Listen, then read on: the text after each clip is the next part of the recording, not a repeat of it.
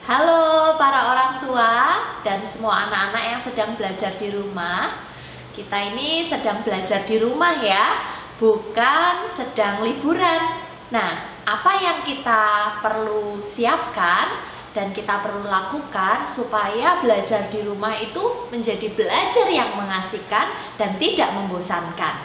Nah, ada 6 tips yang Miss Ayu akan sampaikan buat kalian ya. Apa yang kita perlu siapkan dan apa yang kita perlu perhatikan. Yang pertama adalah atur jadwal belajar layaknya kalian sekolah. Nah, jadi apa yang kalian bisa kerjakan? Bangun pagi-pagi, siapkan buku, siapkan semua peralatan yang ada, dan siap sekolah. Nah, di jam sekolah seperti biasa yang kalian sudah lakukan ketika di sekolah, lakukan juga di rumah. Misalnya juga tetap sediakan waktu istirahat buat kalian. Nah, itu akan membantu untuk mengkondisikan kalian tetap produktif dan belajar di rumah. Nah, yang kedua, siapkan tempat belajar yang kondusif. Maksudnya bagaimana? Maksudnya buat atau tata ruangan semenarik mungkin. Dan atur tempat belajar sehingga itu nyaman buat kalian belajar. Tempat yang rapi, tempat yang menarik, sehingga ketika kalian ada di situ akan membuat kalian lebih nyaman untuk berada di situ dan belajar. Nah, yang ketiga, fasilitasi anak-anak kita, ini untuk para orang tua ya, aplikasi-aplikasi belajar yang kita bisa akses melalui gadget kita untuk anak-anak kita, sehingga apa? Anak-anak dapat mengakses apa yang ingin mereka ketahui, sehingga pengetahuan atau kebutuhan akan pengetahuan mereka juga dapat terfasilitasi melalui kita para orang tua. Yang keempat, berikan tantangan belajar bagi anak. Misalnya ketika anak ada tugas dari sekolah, sesuatu yang mereka harus kerjakan, beri batas waktu.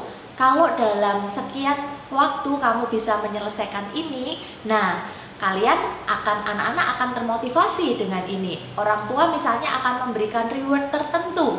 Apa rewardnya? Orang tua dapat menentukan sendiri apa yang kira-kira cocok untuk anak kita. Misalnya istirahatnya akan lebih lama, atau anak-anak bisa mengakses sosial media dengan durasi lebih panjang misalnya nanti sore harinya. Itu bisa dilakukan juga. Nah, berikan tantangan belajar bagi anak ini tujuannya untuk memotivasi anak, sehingga mereka tidak merasa ini menjadi tugas yang berat, melainkan ini tugas yang menantang dan mengasihkan ketika mereka mengerjakannya di rumah. Selain itu, tantangan belajar juga akan memotivasi mereka mencapai target seperti yang orang tua tetapkan. Ketika ada target waktu atau target kualitas misalnya, anak-anak akan terbantu dengan itu. Oh, aku harus mengerjakan ini dengan sebaik mungkin. Oh, aku harus mengerjakan ini dengan secepat mungkin. Nah, itu akan memotivasi mereka.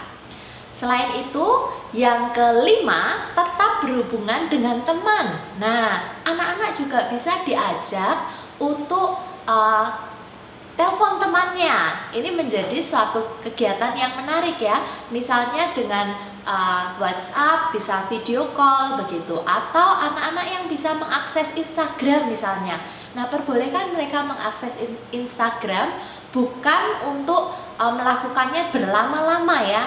Yang namanya hiburan itu kita bisa lakukan dengan batas waktu. Nah, tetapi ketika itu dilakukan dalam waktu yang cukup panjang, terlalu lama, itu menjadi kemalasan. Nah, kita perlu perhatikan waktunya juga, kapan anak-anak melakukan hiburan, bisa kita batasi waktu.